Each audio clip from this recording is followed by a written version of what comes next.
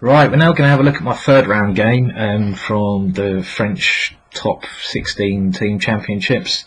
So far I was doing quite well, beat 2700 in the first round, and I drew with 26-20 in the second round.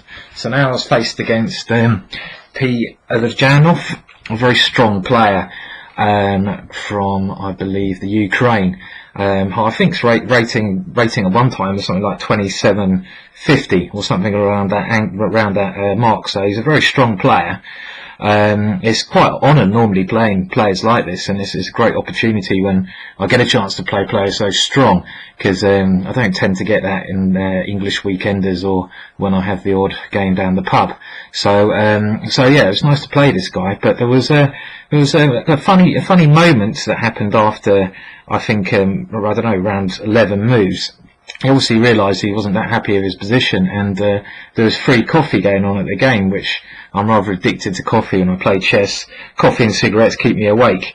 So I was having my coffee, and he had an outburst and said, "You can't drink coffee when you play me." And which kind of shocked me, and I said, "Excuse me?" He said, "You can't drink coffee when you play me."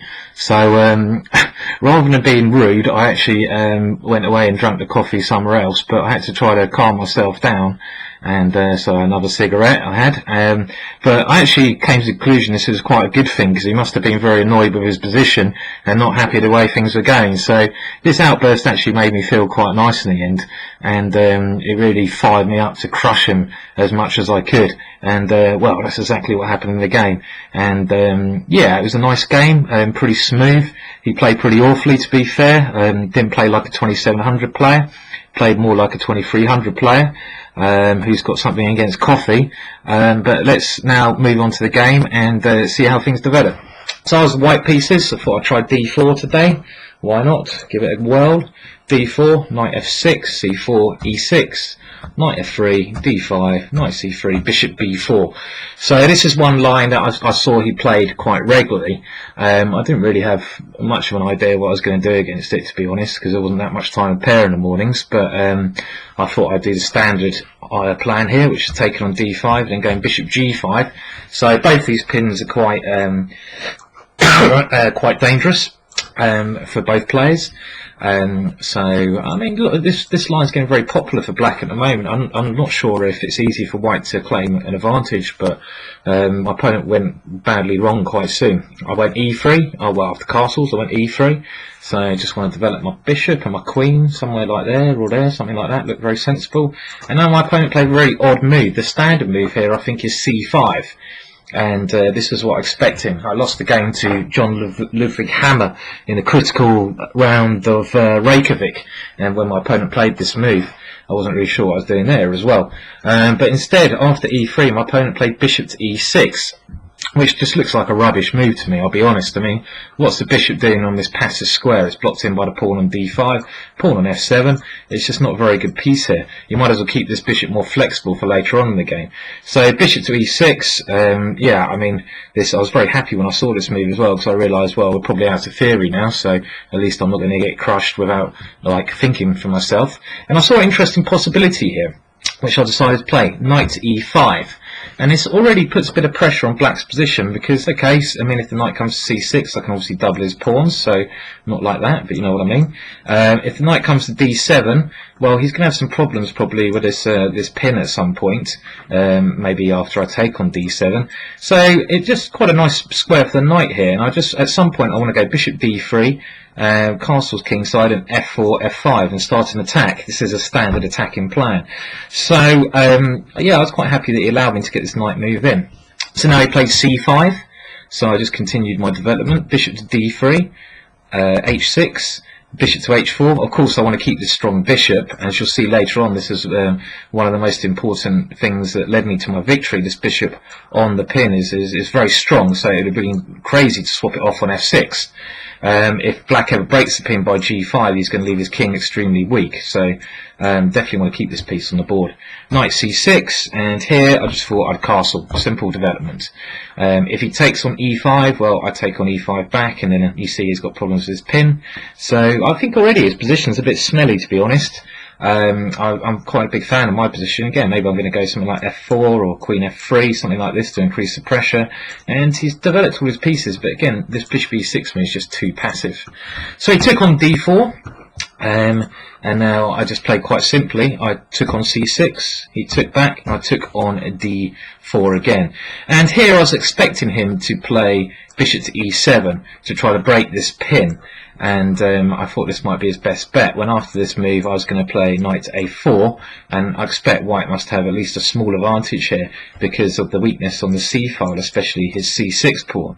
I'm just going to go like rook c1, knight c5 if I get a chance, and it's a very pleasant position for me to play. I mean, it's very hard to lose this position even against such a strong player, unless I tip coffee all over myself, burnt myself and had to run out of the room or something like that. But I don't think that's going to happen because he won't allow me to drink my coffee. Very annoying. So yeah, that's one rule. If anyone ever stops me trying to have my coffee in future, you just be careful, you know. So instead of this, he played c5, which I think is just a bad move. I played very simply a3. He took on c3, I took back, and now for the rest of the game he's got this problem with a pin against his knight and queen, and my bishop is such a strong piece. His minor pieces are also very bad. His bishop on e6 is rubbish, his knight on f6 is rubbish, and my bishop here is a very strong piece. I mean, it's a very good attacking piece later on in the game, so already I think he's in serious trouble after only 15 moves. Okay, he went c4, bishop c2, rook b8, so he's going to try to get some counterplay on his b file. Wasn't too concerned about that. Rook to e1, try to create some pressure on the e file. Rook to b6. So now I realised his general plan here was to do something like bishop to d7, move his queen so he can get out of the pin, and then move his knight somewhere. But this takes a lot of time to do, because the problem is he can't move his queen at the moment somewhere, because I just take on f6, killing his pawn structure. By playing this rook here, he's defended his knight, so this is his long-term plan, but it looked very slow to me. I went rook to e5, improving the placement of my rook and putting a bit of pressure on this d5 pawn. For example, now if bishop to d7, well, then obviously I can win the pawn on d5 at some point. So this was one plan to stop his rerouting. So rook to e5, my opponent now went rook to e8. This didn't help him. I went bishop to a4, and he moved his rook back to f8, hoping to grovel a draw. But as he wouldn't let me have my coffee, he's not going to have a draw. I'm going to make him lose, because, you know, a man needs his coffee. So after rook to f8, I now played what I thought was quite a crafty move. I thought his idea was maybe rook b2, possibly g5, even though g5 does look a bit crazy. So I actually played now queen to c1. I'm not in any rush here to do anything. Queen to c1 just improves the placement of my queen. g5, I take it. Rook b2 is not possible. My queen can sometimes come over to f4, maybe e3. And I think this is just quite a good move, because he can't really do much here. So bishop c8 was played. So he's trying to reroute, and now I just played pawn to f3, so taking control of this e4 square, so at some point he can never plonk his knight in on that square. So just slowly improving my position. There's no rush here. Queen d6, so he's got out of the pin now, but he hasn't really got any good squares to move his knight to, because f3 is taking away the e4 square. So now my bishop's done its job on this square on a4, so I might as well bring it back to a more active square, c2, and my long-term plan is to just checkmate him on the king side. Bishop to b7, really rubbish square for the bishop, but I don't know what else to suggest. g4, so here we come, time to start the attack. All my pieces are doing a good job, so I can just slowly expand on the king side. Rook to a8, well, as soon as he played this move, I suddenly realised that he just hasn't got a clue. Well, he hasn't got a plan. I'm sure he's got a clue, but he hasn't got a plan about what he should be doing. I mean, the problem is he can't go something like knight d7 now, because bishop e7 is too strong. But rook to a8 is just a move that it just shows that black is basically powerless to really do anything here. So after this move, I thought, right, now it's time to really go for the kill. I've improved my position. The only two pieces not taking part in the game, my queen and my rook. And one thing I'd recommend you do when you're playing a game of chess is always look at the pieces that are not doing anything and try to improve their positioning, especially if there's no rush. And after the move rook a8, I realised I don't have to rush this position. So okay, so queen to e3 was played, just taking control of the e file. Bishop c6, trying to stop any funny things with rook to e1, rook to e8. But okay, rook to e1 came in now. So look at this file, massive. This bishop here is massive. this bishop here is pretty dangerous, and my pawn's coming through as well, so he's in serious trouble. Rook to b2, but I can just cover this threat with a simple rook to e2. My king is actually very safe here. Can always just go up to g2 if I ever get in danger, while his king has to worry about back rankers and everything. Rook on b to b8. Again, this is a very passive move, but he's trying to control the back rank. Passive defense, I'm never a big fan of here. Queen to f4. This is quite a nice little move. I'm threatening in some positions rook to e8 check, winning the queen. So he now went rook to f8. And now I'll just drop my rook queen back to e3, just to show him who's in charge. I mean, I have no intention of having a draw here. And the other thing was he's very short on time. He only had about 3 minutes left, and I probably had about 20 minutes. So he's, I mean, if he moves his rook back now to b8, what can I do here? Well, you know, there's a number of options here I can do. I don't know, maybe rook to, I don't know, g5 looks quite tempting, but rook to e7 looks tempting. Too many tempting moves.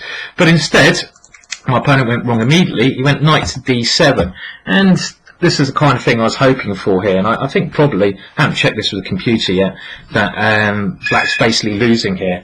Oh dear, that's my phone going, so I'm going to turn that off. It's probably someone trying to sell me some rubbish, as usual. So actually, maybe I'll answer the phone and talk. Oh, let's have a look.